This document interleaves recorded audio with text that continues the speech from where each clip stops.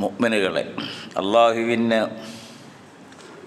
തഖ്വ ഉള്ളവരായിരിക്കുവാൻ,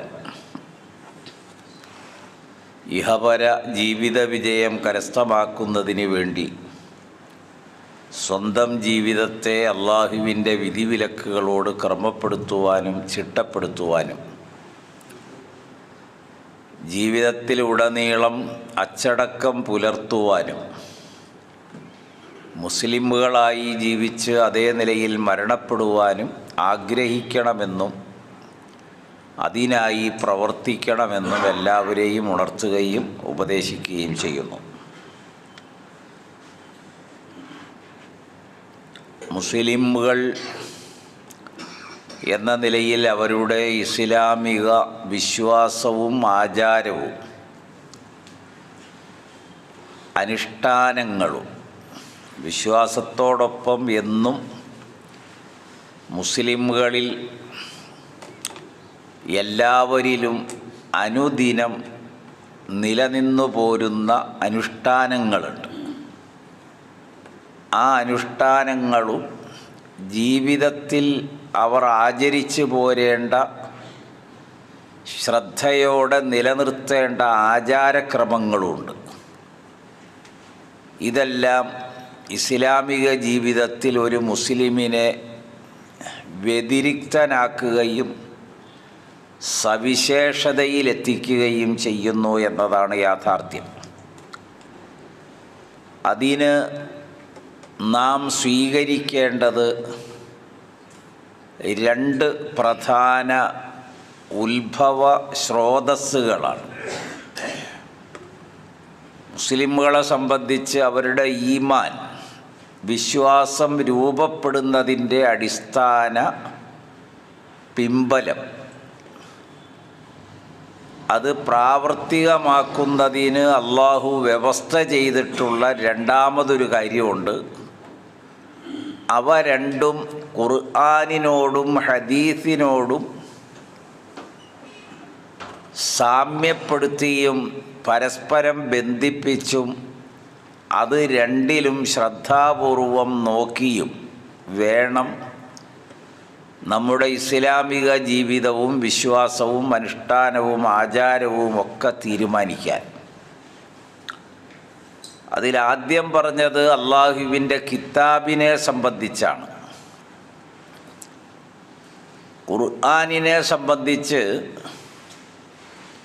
ഒരാഴമേറിയ പഠനമല്ല, മൊത്തത്തിൽ വിശുദ്ധ ഖുർആൻ അള്ളാഹുവിൻ്റെ വചനങ്ങളാണ്. അത് എന്നെന്നും സുരക്ഷിതമായ നിലയിൽ കാത്തു സൂക്ഷിക്കുന്നത് അള്ളാഹു അത്രേ.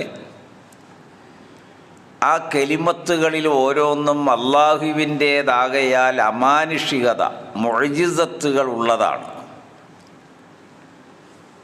അതിനോട് എതിർക്കുവാനോ മാറ്റത്തിരുത്തുകൾ വരുത്തുവാനോ ഉള്ള ഏത് ശ്രമവും ദൗർഭാഗ്യകരമായി തീരും എന്നതിനാൽ ഖുർആനിൻ്റെ മുൻപിൽ അവർ പഞ്ചപുച്ഛമടക്കി നിൽക്കേണ്ടവരാകുന്നു എന്നതാണ് മുസ്ലിമുകളുടെ ചുമതല. രണ്ട്, ഈ ഖുർആൻ സമൂഹത്തിന് നൽകുന്നത് നബിയാണ്. ആ നബി എന്തുകൊണ്ടും വേറിട്ട ഒരു വ്യക്തിത്വത്തിൻ്റെ ഉടമയായിരിക്കും.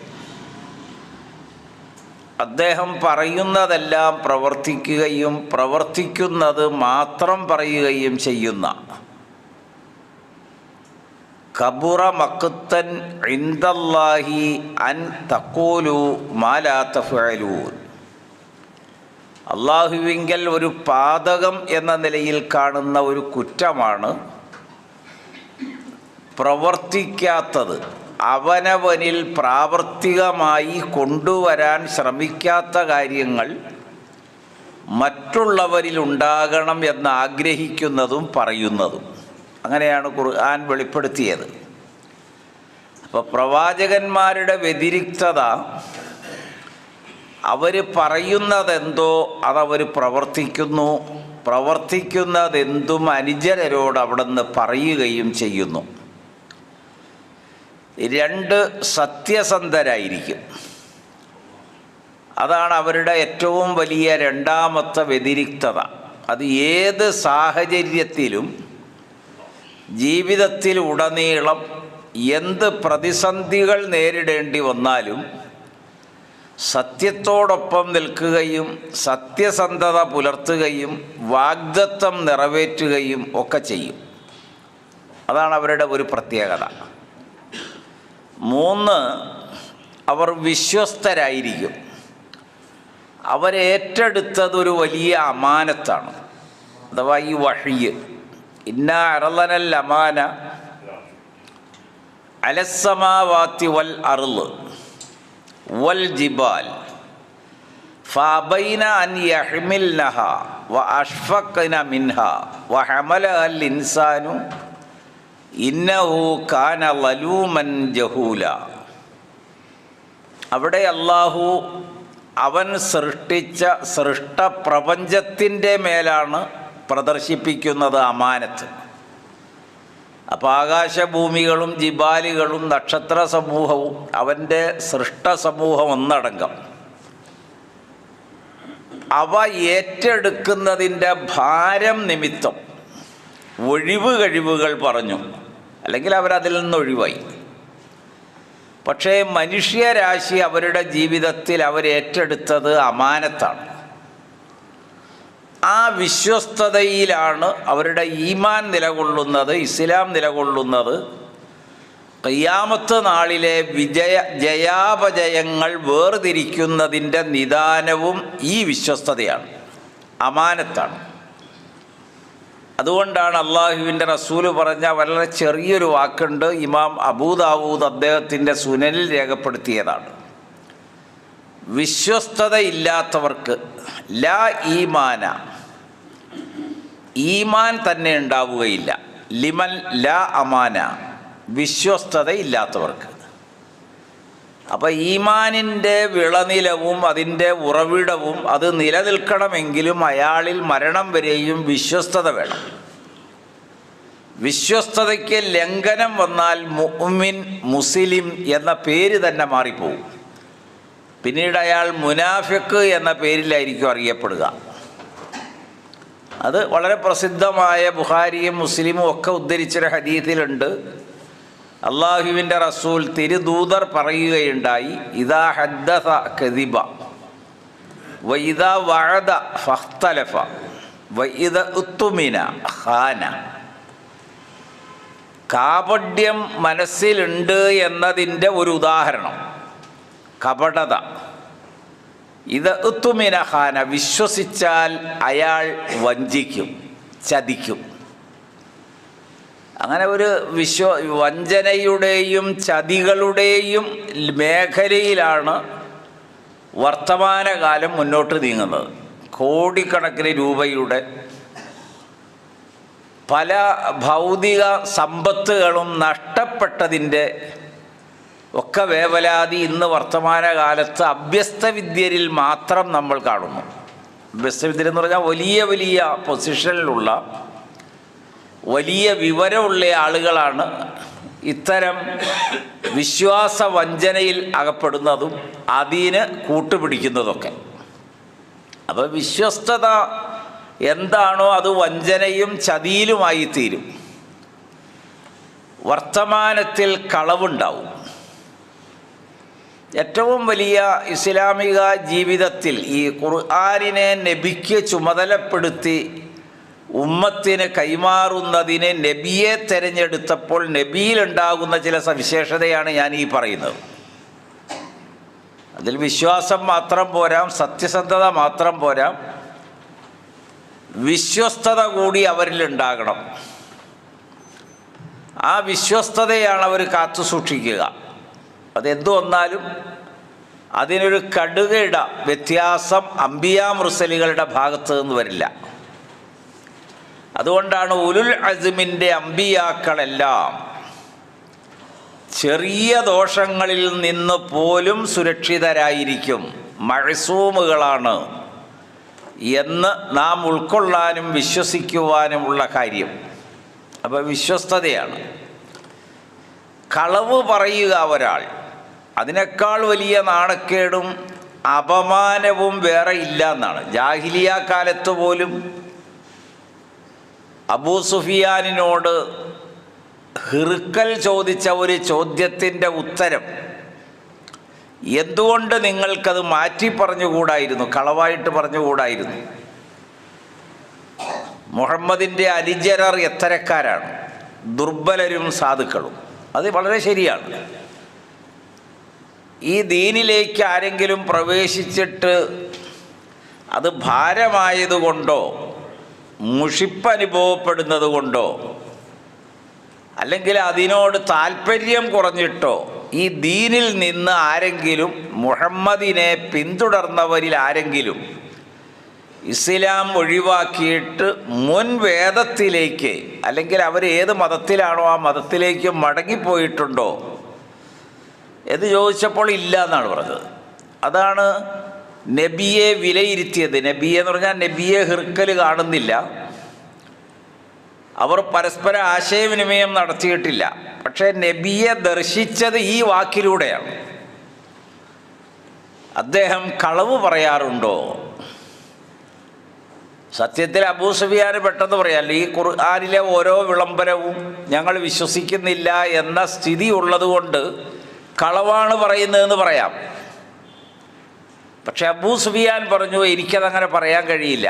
അദ്ദേഹം ജീവിതത്തിൽ ഞങ്ങളുടെ അറിവിൽ കളവ് പറഞ്ഞിട്ടില്ല. ദുനിയവിയായ ഭൗതിക ജീവിതത്തിൽ ഒരു കാര്യത്തിലും അദ്ദേഹം കളവ് പറഞ്ഞിട്ടില്ല. അങ്ങനെയുള്ളൊരാൾ ആത്മീയ കാര്യത്തിൽ കളവ് പറയേണ്ടതില്ലല്ലോ. കളവ് പറഞ്ഞാൽ ഉണ്ടാകേണ്ട ഗുണവും നേട്ടവും ലാഭവും ഭൗതിക ജീവിതത്തിലാണ്. പരലോക ജീവിതത്തിൽ കളവ് പറയുന്നത് കൊണ്ടൊന്നും നേടാനുമില്ല. അപ്പോൾ അദ്ദേഹം കളവ് പറഞ്ഞിട്ടില്ല. അപ്പോൾ ഹിർക്കൽ പറയുന്നൊരു മറുപടിയുണ്ട്. ഞാൻ അദ്ദേഹം നബിയാണ് എന്ന് മനസ്സിലാക്കിയത് ഈ വാചകത്തിലാണ്. കളവ് പറയില്ല മാന്യരായ ആരും.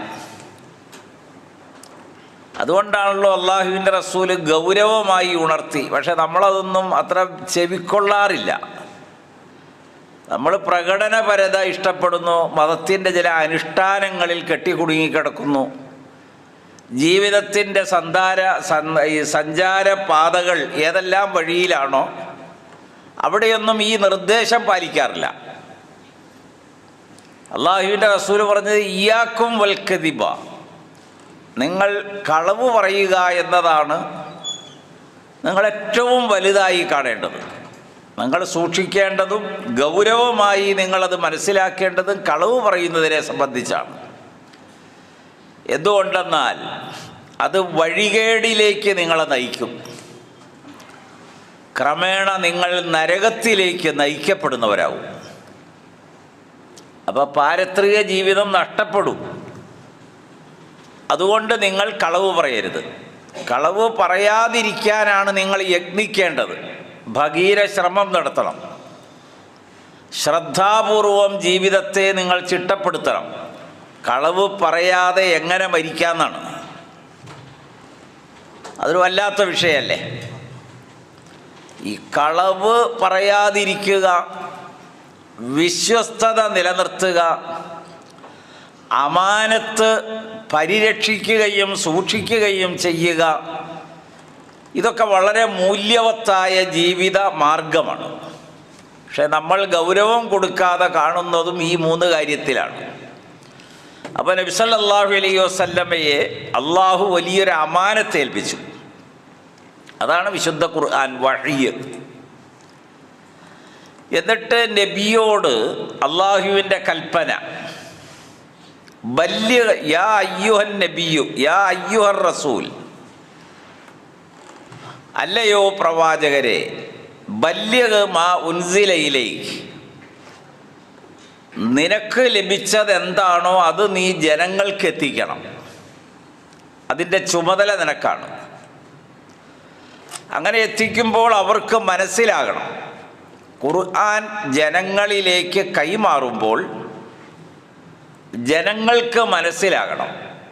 അറബി ഭാഷ അറിയുന്ന ഒരാൾ ഖുർആൻ വായിച്ചാൽ മനസ്സിലാകുമോ ഈ ആധുനിക കാലത്ത് പല ചോദ്യങ്ങളിൽ ഒരു ചോദ്യം അതാണ്, ഭാഷാ പരിജ്ഞാനം പോരെ എന്നാണ്. അങ്ങനെയാണെങ്കിൽ ഭാഷാ പരിജ്ഞാനം ഉണ്ടാക്കിയെടുക്കാൻ ശ്രമിക്കുകയും അതിൽ വിജയം വരിക്കുകയും ചെയ്യുമ്പോൾ അവർക്ക് നൽകിയാൽ മതിയല്ലോ ഖുർആൻ. പക്ഷേ ഭാഷാ പരിജ്ഞാനികൾ ചരിത്രത്തിൽ അടയാളപ്പെടുത്തപ്പെട്ട ഒരുപാട് സാഹിത്യകാരന്മാരുണ്ട്. ആ കാലഘട്ടത്തിൽ ഒരുപാട് കവികളും കവയത്രികളുമുണ്ട്. എണ്ണിയാൽ തീരാത്ത നിരൂപകരുണ്ട്. അതിലെ ഭാഷയുടെ ഗ്രാമർ അതിൽ വിൽപ്പത്തി നേടിയ ആളുകൾ, അതൊന്നും മുസ്ലിം ആയവരല്ല. അതൊന്നും അവരെയാണ് ഭാഷാശാസ്ത്രത്തിൽ നമ്മൾ പഠിക്കുന്നതും പറയുന്നതും തെളിവുദ്ധരിക്കുന്നതും. അങ്ങനെയൊക്കെയുള്ള ആളുകളുണ്ട്. പക്ഷേ അവർക്ക് ഖുർആൻ വേണ്ടത്ര മനസ്സിലായോ, ഭാഷയുടെ അർത്ഥം തിരിഞ്ഞു എന്നതുകൊണ്ട് അള്ളാഹു ചുമതലപ്പെടുത്തുന്ന ഈ വഹിയ്, മുഅ്ജിസത്തുകളുള്ള ഈ വഹിയ് വളരെ എളുപ്പം മനസ്സിലാകാത്തത് കൊണ്ട് തന്നെയാണ് അതിൻ്റെ ബയാൻ, വിവരണവും ആശയവും വിശദീകരണവും അർത്ഥവും പ്രയോഗതലവും ഇതെല്ലാം നബിയിലാണ് ഉത്തരവാദിത്വം. നബി പഠിപ്പിക്കണം. അങ്ങനെയാണ് നബി അഥവാ പ്രവാചകൻ മുസ്ലിമുകളുടെ അഖീദയിൽ, വിശ്വാസ സംഹിതയിൽ, അനുഷ്ഠാന ആചാരങ്ങളുടെ അടിസ്ഥാനത്തിൽ നബി അനിവാര്യമായി. നബിയെ മാറ്റി നിർത്താൻ കഴിയാതെ വന്നു. അർ റഹ്മാൻ, വളരെ എളുപ്പം മനസ്സിലാകുന്ന 3 പദങ്ങളാണ് ഇനിയത്. അള്ളാഹു പരമകാരുണികൻ. അല്ലമൽ ഖുർആൻ ഖലഖൽ ഇൻസാൻ. അവിടെ ഇമാം തബരിയുടെ, ഖുർആനിൻ്റെ വ്യാഖ്യാതാക്കൾ നമുക്ക് അറബി ഭാഷയിലാണെങ്കിൽ ഒരു 300-ലധികം പൂർവികരായ ഖുർആൻ വ്യാഖ്യാതാക്കളുണ്ട്, വിശദീകരിച്ചവർ. ലോകത്ത് പ്രസിദ്ധരാണ് അവർ, പ്രമുഖരാണ്. അവരെ പൊതുവെ സ്വാഭാവികതയിൽ അംഗീകരിക്കപ്പെടുന്നവരുമാണ് അവരെല്ലാം. അവരുടെ എല്ലാം ഗുരുവാണ് ഇമാം തബരി അലൈഹിർ റഹ്മ. അവരുടെ എല്ലാം ഉസ്താദാണ്. അദ്ദേഹത്തെ പിന്തുടർന്നാണ് ബാക്കി എല്ലാവരും ഖുർആനിൻ്റെ വിശദീകരണങ്ങൾ എഴുതിയതെന്നർത്ഥം. ഇമാം തബരി ഇവിടെ നൽകിയ അർത്ഥം, അതൊരു പ്രാധാന്യമുള്ളത് കൊണ്ടാണ് ഇത്രയും പറഞ്ഞത്. ഖലഖൽ ഇൻസാൻ എന്നത് നബിയെ സൃഷ്ടിച്ചു എന്നാണ് ആ വാക്കിൻ്റെ അർത്ഥം. അൽ ഇൻസാൻ മുഹമ്മദ് ആകുന്നു. എന്താ കാരണം അദ്ദേഹം അതിന് സമർത്ഥിച്ചത്? അല്ലമഹു, ആ നബിയെയാണ് അള്ളാഹു പഠിപ്പിച്ചത്. അൽ ബയാൻ, ഖുർആനിൻ്റെ വിവരണം.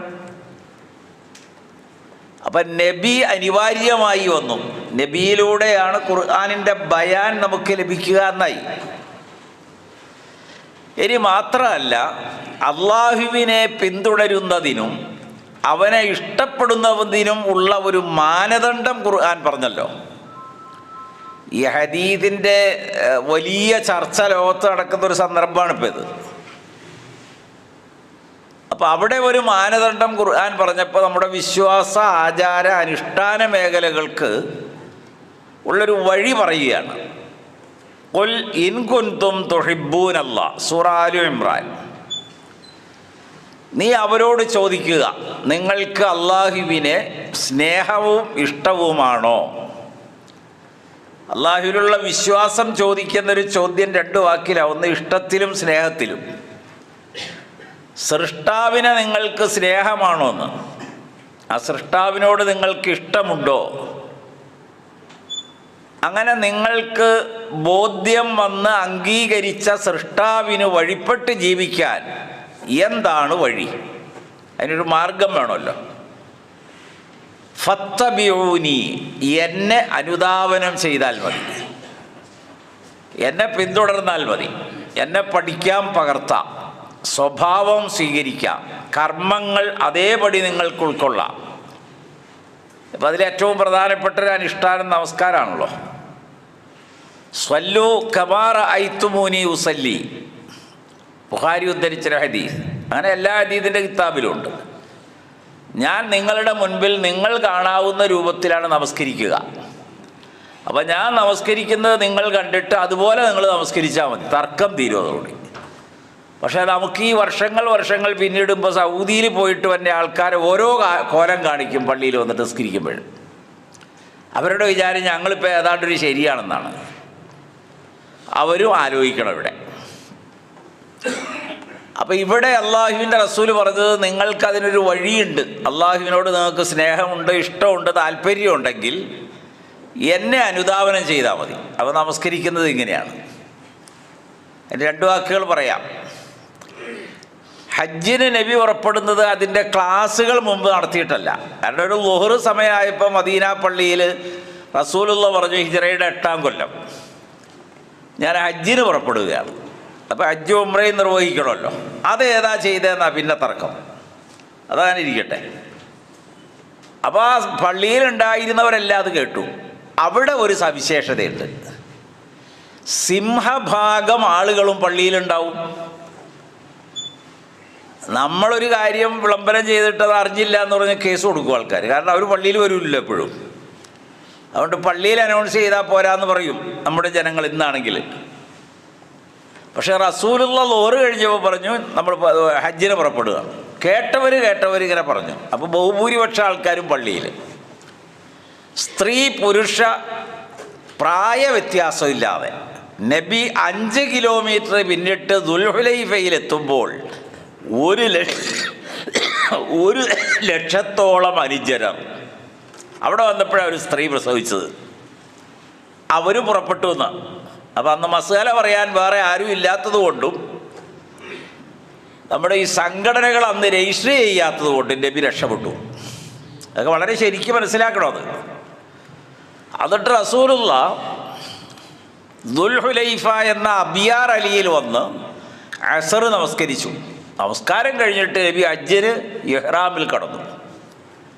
എന്നിട്ട് റസൂലുള്ള പറഞ്ഞു ഖുദു അന്നി മനാസിക്കക്കും, നിങ്ങളുടെ നുസുക്ക്, നിങ്ങൾ ഒജ്ജഹത്തിൽ പറയുന്നില്ലേ ഇന്ന സ്വലാത്തി വ നുസുക്കി, നിങ്ങളുടെ നുസ്ക് അഥവാ ഹജ്ജ് കർമ്മം എന്നിൽ നിന്ന് നിങ്ങൾ എടുക്കുക.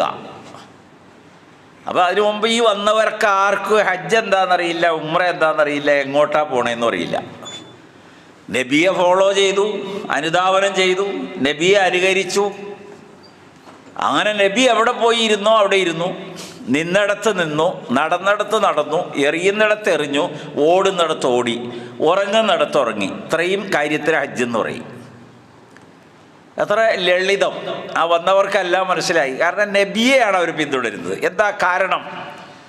നിങ്ങൾക്ക് അള്ളാഹുവിനെ ബോധ്യം വന്ന് അവൻ്റെ മഹാകഴിവുകളും കാരുണ്യവും ഔദാര്യവും നിങ്ങൾക്ക് ലഭിക്കുന്നതിൽ നിങ്ങൾ സന്തോഷവാനാണ്. അതുകൊണ്ട് അവനെ നിങ്ങൾ സ്നേഹിക്കുന്നു, നിങ്ങൾ ഇഷ്ടപ്പെടുന്നു. ആ ഇഷ്ടം നിങ്ങളുടെ ജീവിതത്തിൽ വർദ്ധിക്കാനുള്ള മാർഗം എന്താണ്? എന്നെ നിങ്ങൾ പിന്തുടരുക. എന്നാൽ എന്താ ലഭിക്കുക? യുഹിബ്ബുക്കുമുള്ള, അള്ളാഹു നിങ്ങളെ സ്നേഹിക്കും, നിങ്ങളെ ഇഷ്ടപ്പെടും. ഒരു വലിയ ഒരാൾ നമ്മളെ അറിയുകയും അയാൾ നമ്മളെ വിളിക്കുകയും സ്നേഹിക്കുകയും സ്നേഹം അറിയിക്കുകയൊക്കെ ചെയ്താൽ നമ്മൾ സ്വർഗത്തിൽ അപ്പം തന്നെ എത്തുകയാണല്ലോ. നമ്മുടെ പൊസിഷൻ മാറും. എന്നെ വിളിച്ചത് ഏറ്റവും വലിയ ആളാണെന്ന്. അതാണ് നമ്മൾ മനസ്സിലാക്കേണ്ടത്. അള്ളാഹുവിനെ നമ്മൾ പിന്തുടരുമ്പോൾ പടച്ചവൻ ആ സൃഷ്ടിയെ, ആ ദാസനെ, ആ വ്യക്തിയെ ഇഷ്ടപ്പെടുന്നു, സ്നേഹിക്കുന്നു. അള്ളാഹുവിൻ്റെ സ്നേഹം ലഭിച്ചാൽ പിന്നെ അവന് ദുനിയാവും ആഖിറവും രക്ഷയാണ്. അപ്പോൾ അതുകൊണ്ടാണ് നബി സല്ലല്ലാഹു അലൈഹി വസല്ലമയെ സൃഷ്ടിച്ചു. എന്നിട്ട് അള്ളാഹു ഖുർആനിൻ്റെ വിവരണം നബിയെ പഠിപ്പിച്ചു. അങ്ങനെ ഖുർആനിൻ്റെ വിവരണം പഠിപ്പിച്ചു കഴിഞ്ഞപ്പോൾ അതിൻ്റെ ഒരു ഔദ്യോഗിക സ്വഭാവം വിവരിച്ചു. പിന്നെ അത് വിശുദ്ധ ഖുർആൻ തന്നെയാണ് വിവരിക്കുന്നത്. ഇന്ന അലൈന ജംഅഹു ഫഇദാ ഖറഅനാഹു ഫത്തബിഉ ഖുർആന, നിനക്ക് നാം ഖുർആനിൻ്റെ വചനം അതെങ്ങനെയാണോ പാരായണം ചെയ്ത് കേൾപ്പിക്കുന്നത് അതങ്ങനെ തന്നെ പിന്തുടരുക. അപ്പോൾ നബിയുടെ ഓതലിനൊരു ശൈലി വന്നു. ഇപ്പോൾ ഇവിടെ ഖുർആൻ്റെ ഓതൽ ഫൈദാ ഖറഅനാഹു ഫത്തബിഉ ഖുർആന. എന്നിട്ട് സുമ്മ ഇന്ന അലൈനാ ബയാന, ഇന്ന അലൈനാ ജംഅഹു വ ഖുർആനഹു സുമ്മ ഇന്ന അലൈനാ ബയാന. ഈ ഖുർആനിനെ ക്രോഡീകരിക്കുക. ഈ ആയത്തുകളുടെ സവിശേഷത ഇവിടെ പറയാൻ നേരമില്ല. അവകളെ ക്രോഡീകരിക്കുക. സാധാരണ നിലയിൽ നമുക്ക് നോക്കിയാൽ ഒരു സൂറയിലുള്ള ആയത്തുകളുടെ ആശയ വൈവിധ്യം മനസ്സിലാക്കിയാൽ എങ്ങനെ ആ അധ്യായത്തിൽ അത് ഉൾക്കൊണ്ടു എന്ന് നമ്മൾ ആശ്ചര്യപ്പെട്ടു.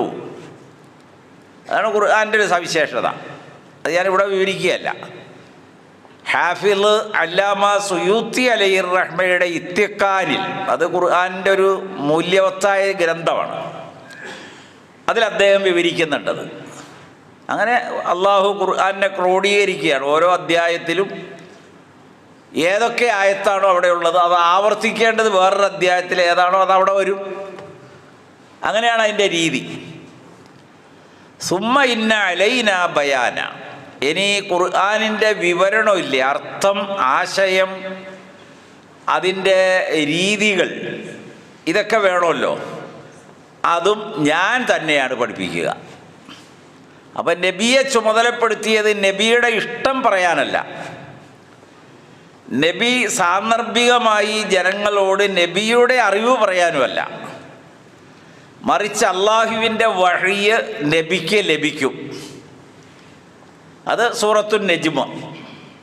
അതൊക്കെ വളരെ ലളിതമാണ് ഖുർആൻ മനസ്സിലാക്കാൻ. ഹദീസ് എന്തുകൊണ്ടാണ്, നബി എന്തുകൊണ്ടാണ് മുസ്ലിമീങ്ങൾക്ക് പ്രധാനമാകുന്നത്, അത് പഠിക്കാൻ വേണ്ടിയാണ് ഇത്രയും പറഞ്ഞു വന്നത്. അപ്പോൾ സൂറത്തുൻ നജ്മ്, സൂറത്തുൻ നജ്മിൽ അള്ളാഹു നബിക്ക് ഉള്ള ചുമതലയും ഉത്തരവാദിത്വവും പറഞ്ഞ സ്ഥിതിക്ക് പറയുമ്പോൾ അവിടെ അല്ലമഹു ഷദീദുൽ ഖുവ, അപാര കഴിവുകളുടെ ഉടമസ്ഥൻ നബിയെ പഠിപ്പിച്ചു, അദ്ദേഹത്തെ പഠിപ്പിച്ചു. അപാര കഴിവുകളുടെ ഉടമസ്ഥനാണ് പഠിപ്പിച്ചത് അള്ളാഹു. എന്നിട്ട് വന്നജ്മി ഇദാ ഹവ മാ ലല്ല സാഹിബുക്കും വമാ ഹവ. ആ സൂറത്ത് ആരംഭിക്കുന്നത് അങ്ങനെയാണ്. നക്ഷത്രങ്ങൾ അത് ചലിച്ചുകൊണ്ടിരിക്കുന്നു, പതിച്ചുകൊണ്ടിരിക്കുന്നു. ഇത് രണ്ടും ശരിയാണ്, ഇത് രണ്ടും സത്യമാണ്. അത് നിങ്ങൾക്ക് നിഷേധിക്കാൻ പറ്റാത്ത പ്രപഞ്ചത്തിലെ ഏറ്റവും വലിയ രണ്ട് സത്യമാണ് ഈ നക്ഷത്ര ലോകത്തെക്കുറിച്ചുള്ള ഈ പ്രസ്താവന. നിങ്ങളുടെ കൂട്ടുകാരൻ അഥവാ നബി സല്ലല്ലാഹു അലൈഹി വസല്ലമ, അദ്ദേഹത്തിന് വഴി മാറിയിട്ടില്ല. അദ്ദേഹം ഒരിക്കലും സ്വന്തം ഇഷ്ടം, ആ ഇഷ്ടത്തെ പിന്തുടർന്നിട്ട് അതാത് സമയത്ത് ഓരോന്ന് പറയുന്ന ആളുമല്ല. ഇൻ ഹുവ ഇല്ല ഒമാ യന്തിഖു അനിൽ ഹവ, താൽപര്യം അനുസരിച്ച് പറയില്ല. ഇൻ ഹുവ ഇല്ല വഹയ്യുൻ യൂഹ, നബിക്ക് ലഭിച്ച വഹിയാണ് നബി ജനങ്ങൾക്ക് നൽകുന്നത്. അപ്പോൾ നമുക്ക് വളരെ എളുപ്പമായി ഇസ്ലാമിക ജീവിതത്തിൻ്റെ വിശ്വാസവും അനുഷ്ഠാനങ്ങളും കർമ്മങ്ങളും ആചാരങ്ങളും അതിൻ്റെ സ്രോതസ് മൂല ഗ്രന്ഥം എന്ന് പറയുന്നത് ഖുർആനാണ്. ആ ഖുർആൻ ചുമതലപ്പെടുത്തി അയച്ച നബിയാകുന്നു രണ്ടാം സ്ഥാനത്ത്. ആ നബി സ്വന്തം ഇഷ്ടപ്രകാരമല്ല ഇതൊന്നും ചെയ്യുക, അള്ളാഹുവിൻ്റെ വഹിയിലാണ്. അവസാനമായി ഇതിനെക്കുറിച്ച് പറഞ്ഞാൽ അതിൻ്റെ ഒരു ചെറിയ ഒരു ഭാഗമാണ് ഇപ്പോൾ ഈ പറയുന്നത്. ഖുർആൻ പാരായണം ചെയ്യപ്പെടുന്ന വഹിയാണ്, നിത്യേന മുസ്ലിമുകൾ ഓതിക്കൊണ്ടിരിക്കുന്നതാണിത്. എന്നാൽ പാരായണം ചെയ്യപ്പെടാത്ത വഹിയാണ് ഹദീസുകൾ. അതിങ്ങനെ രാവിലെ ഓരോ സൂറത്ത് പോലെ പാരായണം ചെയ്യപ്പെടണമെന്ന ശാസനയില്ലാത്തതാണ് വിശുദ്ധ ഹദീസുകൾ നബിയെ. പക്ഷേ ഖുർആനിൻ്റെ അനുവർത്തനത്തിന് അനുപേക്ഷണീയമല്ല, അനിവാര്യമാണ് നബി. നബി ഇല്ലാതെ ഒന്നും മനസ്സിലാവില്ല, ഒന്നും പിന്തുടരാൻ കഴിയില്ല. അതുകൊണ്ടാണ് നബി അനിഷേധ്യമായ സാന്നിധ്യമാകുന്നത് ഇസ്ലാമിക ജീവിതത്തിൽ. അത് നാം മനസ്സിലാക്കേണ്ടതുണ്ട്. ഒരുപാട് ചിന്തകളും അഭിപ്രായങ്ങളും മാർഗങ്ങളൊക്കെ ഈ ലോകത്തുണ്ട്. അത് മനുഷ്യരെ യഥാർത്ഥത്തിൽ പലപ്പോഴും വിശ്വാസത്തിൽ നിന്ന് വ്യതിചലിപ്പിച്ച് കളയാം. അതുകൊണ്ടാണ് ഇതിൻ്റെ ഗൗരവമായ ഒരു ഭാഗം നിങ്ങളുടെ ശ്രദ്ധയിൽപ്പെടുത്തിയത്. അള്ളാഹു നമ്മെ അനുഗ്രഹിക്കുമാറാകട്ടെ.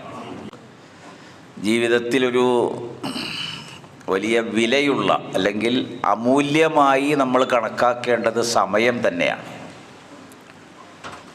സമയം നമ്മൾ ഉപയോഗിക്കുകയല്ലാതെ നമ്മളിലൂടെ കഴിഞ്ഞു പോകുന്നതൊന്നും വീണ്ടെടുക്കാനും പിടിച്ചു നിർത്താനും അനുഭവിക്കാനും ഒന്നും കഴിയില്ല. ചെറിയ ഒരു നിമിഷമായിരിക്കാം, ഒരു മിനിറ്റാകാം, മണിക്കൂറാകാം, ദിവസമാകാം, അങ്ങനെ പലതും. എല്ലാ മനുഷ്യരും ആഗ്രഹിക്കുന്നത് ചില സന്നിഗ്ധ ഘട്ടത്തിൽ ഒരല്പസമയം കിട്ടിയിരുന്നുവെങ്കിലെന്നാണ്. പരീക്ഷ എഴുതുന്ന വിദ്യാർത്ഥികൾ മുതൽ മത്സരങ്ങളിൽ പങ്കെടുക്കുന്നവർ വരെ, അങ്ങനെ എല്ലാവരും സമയം ലഭിക്കുക എന്നാണ്. നമുക്ക് ഇനി 6 ദിവസങ്ങൾക്ക് ശേഷമാണ് വെള്ളിയാഴ്ച എന്നത് നമ്മുടെ അറിവുണ്ടോ? നമുക്കെല്ലാവർക്കും അറിയാം. ഇന്നൊരു വെള്ളിയാഴ്ച ജുമുഅ ദിവസമാണ്, ഇനി അടുത്ത വെള്ളിയാഴ്ചയെ ജുമുഅയുള്ളൂ എന്നത് ഇനി ഓരോ ദിവസവും നമ്മൾ അറിഞ്ഞുകൊണ്ടിരിക്കുകയാണ്. ശനിയാഴ്ചയും അറിയും വെള്ളിയെക്കുറിച്ച്, ഞായറും തിങ്കളും ചൊവ്വയും ബുധനും വ്യാഴവും അറിയും. അപ്പോൾ എത്ര കാലയെ കൂട്ടി തന്നെ വെള്ളിയാഴ്ചയെ ശ്രദ്ധിക്കാം, സ്വീകരിക്കാം, വരവേൽക്കാം, ഉൾക്കൊള്ളാം. അതിന് ചെയ്യേണ്ടതെല്ലാം കാലയെ കൂട്ടി ചെയ്യാം. പക്ഷേ നമ്മളേറെ അലസരും അശ്രദ്ധരും ജുമുഅയുടെ കാര്യത്തിലാണ്, വെള്ളിയാഴ്ചയുടെ കാര്യത്തിലാണ്. അത് കാലം മാറുകയോ പുതിയ ജനറേഷനാണ് എന്നതൊന്നും ഇതിവിടെ പ്രസക്തമല്ലല്ലോ. കാരണം എല്ലാവരുടെ മുൻപിലും സമയം ഒന്നേ ഉള്ളൂ. എല്ലാവർക്കും ഒന്നാണ്, പുതിയതിനും പഴയതിനും ഒന്നേ ഉള്ളൂ. Time is running fast away. You must work and work today, wait not for another quick. ഒരു ചെറിയൊരു ഇംഗ്ലീഷിൽ ആപ്തവാക്യം നിങ്ങളുടെ ശ്രദ്ധയിൽപ്പെടുത്തിയതാണത്. നിങ്ങൾക്ക് അടുത്ത ഒരു നിമിഷം നിങ്ങൾക്ക് വേണ്ടി കാത്തു നിൽക്കുന്നില്ല. അത് ജുമുഅയുടെ അമൂല്യമായ ചില നിമിഷങ്ങളുണ്ട്.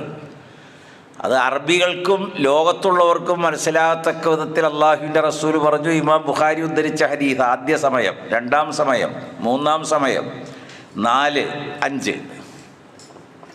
അത് കഴിഞ്ഞാൽ നിങ്ങൾക്ക് ആ ഒരു ദിവസം പോയില്ലേ, ഒരു ജുമുഅ തീർന്നല്ലോ എന്ന്. ഒരു ജുമുഅയും നമുക്ക് വീണ്ടെടുക്കാൻ കഴിയില്ല. കർമ്മത്തിൽ രൂപം കാണിക്കാം, നിസ്കരിക്കാം, തുടരാം, ലോറ് നിസ്കരിക്കാം, അല്ലെങ്കിൽ അവസാനം സലാമിന് മുമ്പ് വന്ന് ഇമാമിനെ തുടരാം, ഇതൊക്കെ ചെയ്യാം. പക്ഷെ ജുമുഅ പോയല്ലോ,